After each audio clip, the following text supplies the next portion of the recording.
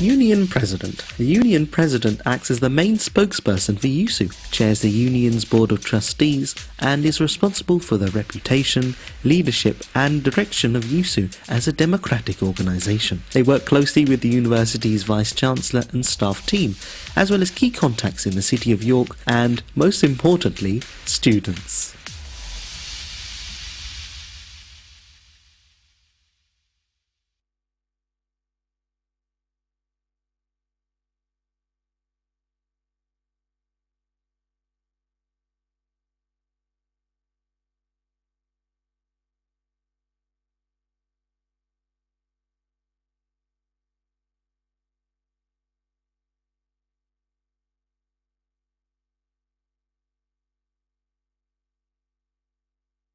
Taken a role on.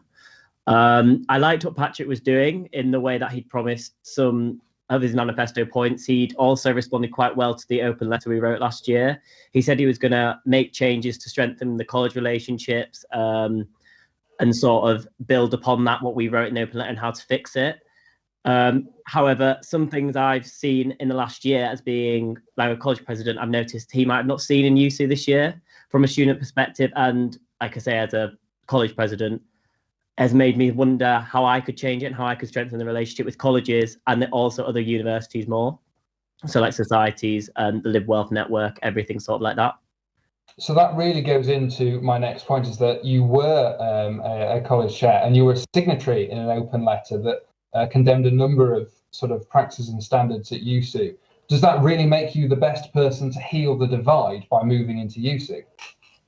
Well, it's quite an interesting one. I've been at the beginning of it, I would say no, but as I've tried to like work out how I could fit into USU, I've learned what I could make better for it. So looking at the sort of things that we asked for in the open letter, not a lot of it changed. And I know a lot of societies and other groups find it difficult.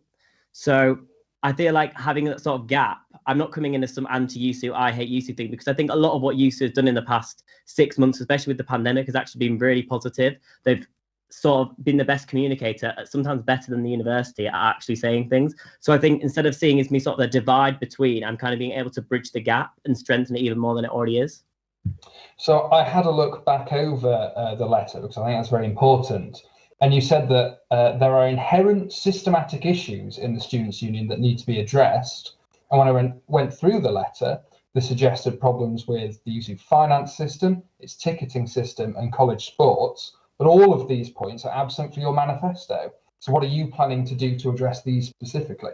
So the ticketing system and the finance system, there's not a lot for me to actually say on that because it's quite difficult. We've approached the university and asked for them to give us a finance system. And the response we got back was, well, ours is actually worse than the union, so you don't want ours.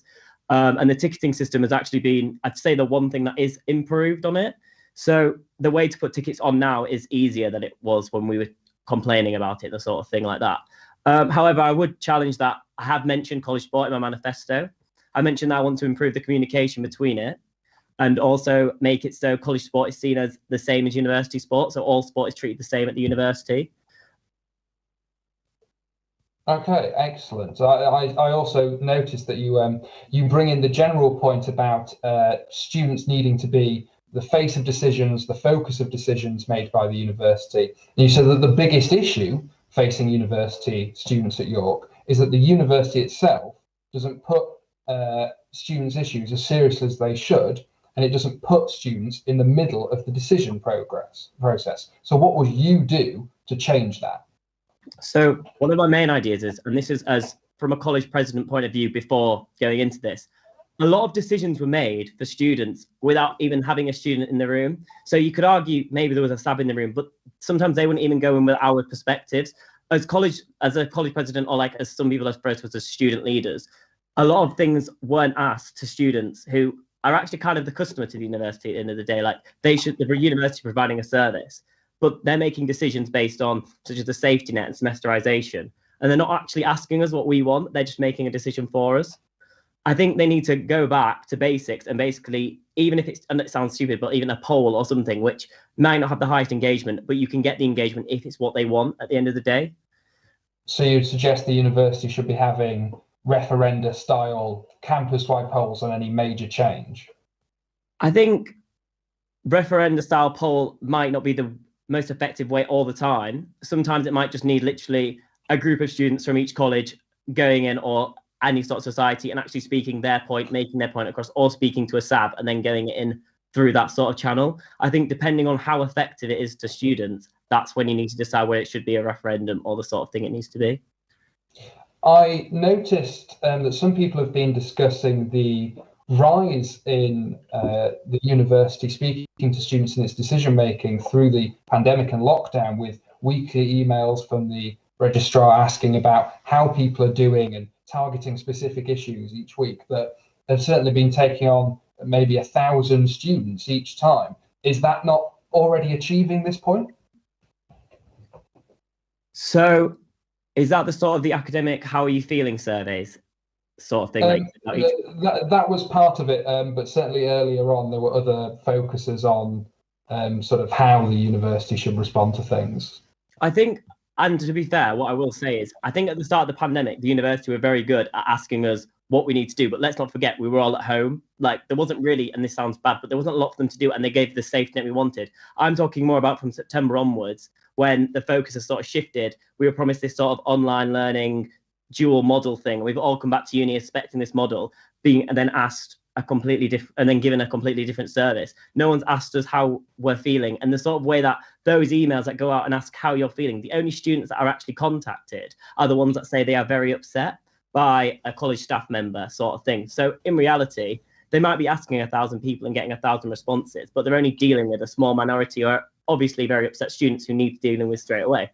But I don't think they're taking whatever students are saying, because if you look at the decisions they're making, they're not taking on board the 1,000 students that they're reaching each week.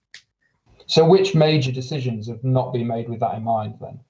I would say definitely, I think a lot of people don't actually know what semesterization is. So I think that's one thing as a worry already, is that they're not making awareness of these decisions they're making, which might not have an effect to a student in third year now, but secondly to first years and students incoming sort of thing. They won't know that all modules are turning to 20 credits, or that the university changing terms to semesters. They won't know any of that. What I'm suggesting is they need to make the awareness a bit more. Okay. We had in the last year a remarkable event of a sabbatical officer resigning, which certainly in my time at university has never happened before. I've done some digging and found that in your term as president of Langwith, there was turnover of significant notice as well. I think it was an events officer was held by 3 different people, and there was discussions and actual vote of no confidence. Some people might then ask, are you really the best person to lead a team?